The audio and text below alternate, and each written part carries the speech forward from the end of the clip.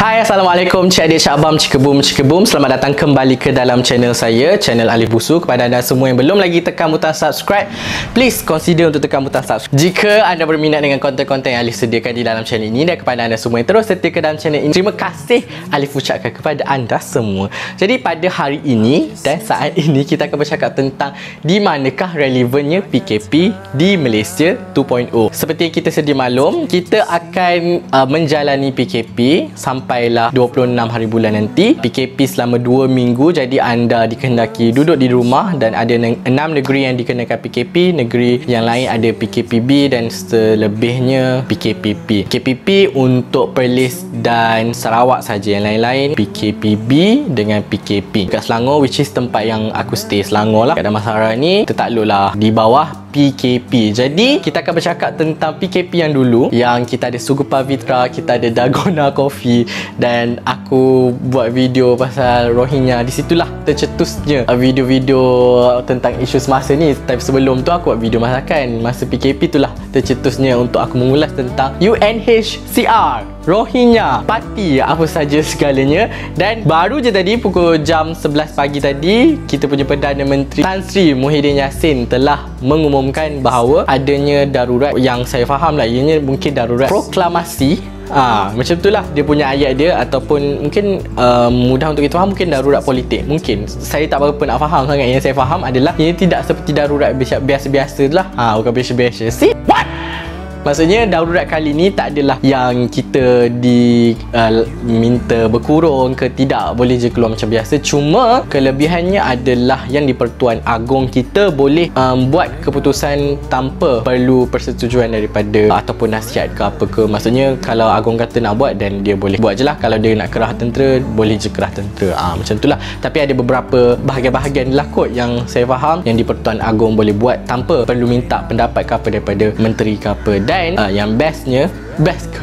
Bukanlah best, yang bagusnya adalah pilihan raya umum tidak dijalankan. Yeay! Seperti yang kita belajar daripada, alhamdulillah lah, kita punya menteri-menteri dulu sibuk pergi berpilihan raya di Sabah ya. Dan saya dengar juga kat radio semalam apabila telah diumumkan pada jam 6 petang semalam bahawa Malaysia pula, beberapa negeri akan dilakukan PKP, tetapi ada beberapa negeri lain yang tidak ada PKP, ada PKPB semua itulah. Dan saya dengarlah rumusan daripada itu.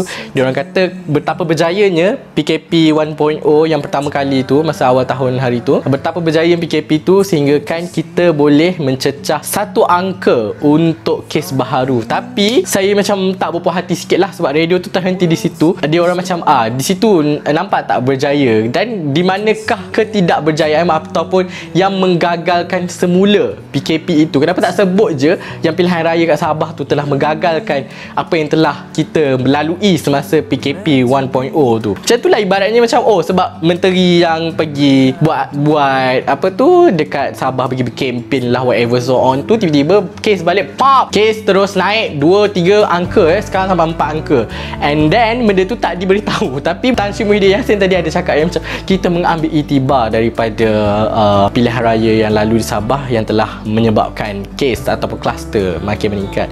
Jadi tanya kepada Tan Sri Muhyiddin Yassin kerana telah memberitahu kepada anak-anak buahnya dan juga dia punya kabinet menteri dia bahawa slow down guys, relax. Sekarang ini kita lawan dulu pandemik. Pilihan raya bukan rakyat tak nak, ya memang hak rakyat, tapi kita kena faham situasi juga. Kau takkanlah tiba-tiba kau nak jadilah apa pun tetap pilihan raya. Sebab apa? Nak berebut kuasa. Macam tu tak boleh. Relax. Rakyat akan pilih siapa yang dia nak pilih. Cuma sekarang ni concern rakyat adalah ekonomi, mana nak cari duit, macam nak survive. It was the rakyat punya concern. It's not macam korang nak fikir harta, kuasa dan sebagainya. Jadi relax, sabar dulu. Nanti tiba masanya kita akan pilihan raya juga. Jadi saya sangat berbangga dengan keputusan yang telah dilakukan oleh yang di Pertuan Agong dan juga Perdana Menteri kita Tan Sri Muhyiddin Yassin. Tahniah dan terima kasih kepada menteri-menteri yang berkaliber yang lain seperti Datuk Nur Hisham, semua-semua itulah yang telah banyak bertungkus lumus untuk menangani COVID-19 ni. Jadi kita semua, bukanlah aku nak menyokong netizen ataupun rakyat Malaysia, tapi memang betul aku rasalah macam kita punya circle, aku punya circle, aku rasa semua orang patuh kepada SOP. Ya, pergi lepak, pergi je makan. Tapi orang kata duduk satu meja yang besar pun, duduk-duduk kan, duduk, tak ada melawan pun. Betul tak? Pakai mask. Maksudnya kita jaga. Rakyat rasanya hampir 1% mungkin yang mengikut SOP. Adalah, mestilah ada. Takkanlah dalam ramai tak ada. Mestilah ada juga yang ketegak tu, yang tak dengar cakap tu. Babe, bagi orang Pahang yang tak dengar cakap. Tapi most of rakyat Malaysia dengar cakap pakai mask, jaga jarak sosial. Cuma adalah yang 2-3 kerat yang tak apa nak dengar tu. So abaikan. Bukanlah abaikan, memang dah begitu. Nak macam mana-mana pun tetap ada yang macam tu juga. Jadi kita dah lakukan kita punya part and terus lakukan. Sekarang kita PKP pula. So duduk kat rumah. Tak ada ni, duduk kat rumah, tengok channel aku tiba. Ataupun buatlah apa-apa yang kau suka. Mandikan kucing korang ke, dah setahun tak mandi ke, go buat. Bela ikan betta fish ke, ini suggestion. Dan great resepi PKP 2.0 supaya kita mengingati PKP kali ini. Mungkin korang buatlah dalgona 2.0 ke, whatever lah korang buat. Yang penting kita tak bosan dekat rumah dan kita dapat bebas daripada, bukanlah bebas, kurangkan angka jangkitan baru, ataupun kita dapat turunkan satu angka pun kita dah tak risau sangat. Kita jaga, kita protect diri kita, keluarga kita daripada virus macam ni lah. Itu saja aku nak cakap. Aku nak cakap macam tu je lah, yang kita kena sedar bahawa kegagalan PKP adalah disebabkan juga oleh PRU dekat Sabah tu. PRU ke? Tak kisahlah, tapi pilihan raya yang berlaku dekat Sabah tu, kedegilan menteri-menteri kita, disebabkan itu kita terpaksa juga menghadapinya. Tapi tak di-highlightkan sangat sebab diorang menteri, kita rakyat biasa dek. Macam itulah. Tapi ikutlah whatever. Yang penting kita ikut saranan yang telah dilakukan oleh, saranan yang telah diberikan oleh kerajaan. Stay at home, stay safe, dan Assalamualaikum. Nanti korang beritahu aku korang nak kontennya macam mana kita akan buat. Mochi punya konten tak keluar lagi. Kita akan berjumpa the next video. Bye, Assalamualaikum. Stay safe, stay at home. Bye, Assalamualaikum.